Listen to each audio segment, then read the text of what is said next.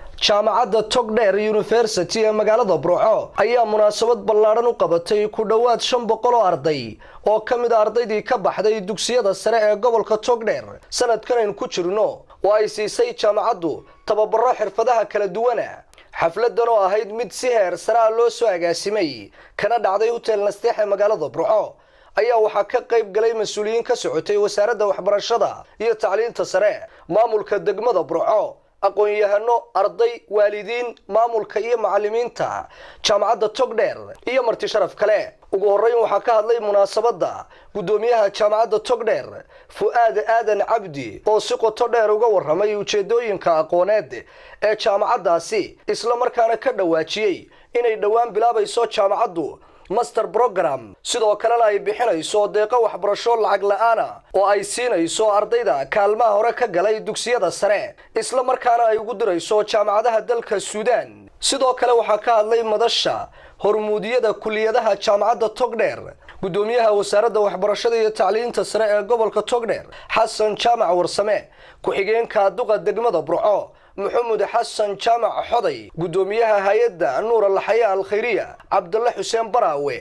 kuwaasoo dhammaantood ku amaanay maamulka jaamacadda Togdheer dadaalka waxbarasho ay muujiyeen ahmedan waxay daaran tahay laba qodob waxa halkan lagu seenayaa shahaadooyin 500 oo arday jaamacaddu ay tababar siisay 500 waxa weeyaan ardaydii ka qalinjibisay sekondariyada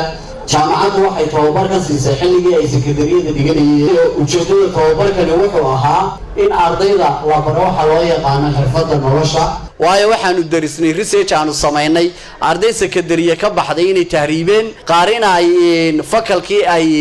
ku fiicnaayeen aanay dooran sababta aawadeedna mustaqbalkooda dambe uu mugdi galay sidaa daraadeed waxaanu aragnay inay muhiim u tahay in la siiyo tababarka la yiraahdo xirfadda nolosha inay dadka imika sekondariyada ka baxayaan ay yihiin midhihii ummaddu ay goosan lahayd sidaa daraadeed in si fiican loo abqaalo ama loo beeraa waxay u baahan tahay tamar iyo maskax iyo siyaasad qaranka uu ka sameeyo taasna wixii annaga nagaga haboonaa waanu garanoo kuma mahadsanin ee waa waajibaadna saaran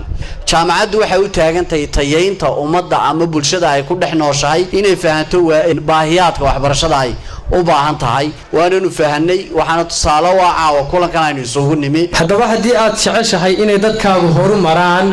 waa inaad u sheegtaa halkii ay ku horumari lahaayeen halka aad ku horumaraysaan waa gobolkiinan Togdheer ee Burco waxaan kaloo sii tilmaamayaa horumarka gobolka yaala inuu si gaar ah u sii yeelo jaamacadda Togdheer qofka technology-ga hadda dunida ka socda isticmaali karin markuu ugu liito ayaa la oran karaa waa qof ummiya faculty of informatics marka timaado waxaad baran doontaa horta qof markuu ugu liito technology-ga isticmaali karaya I'm telling you guys dad badan adduunka ku nool inaga inala fila ama inaga fiicnaa ama inaga xadaarad wanaagsan jaanisada noocaas ama soo maraan ardaydu waxay ugu tagi kari waayeen jaamacadda waxa weeyaan it is all about uniqueness waxaan haynaa wax very special mana faanay jaamacaddan waa jaamacad hormuuda waa jaamacad ka dhex muuqata gobolka caafimaadka waxa kaga duwan yahay fakalada kale annagu waxaan la dhaqannaa oo aanu adeegnaa oo human oo wixii ugu qaalisanaa ee duuni saarnaa ee ilaahay sharfay oo hal milyan uu leeyahay inuu diintana ku daro inaad ogaatid lacagaha mustaqbalka lagu qaadan doono tusaale kooraskaad barato ama digrii haato ama master haato inaad horta ay jirto inaad leedahay ama hadaf dhabaynayo waxaad u baahan tahay inaad barato inaad horta is ogaatid inaad waxaan baran karto Ali Daahir Maxamed Boos TV-ga Universal Burco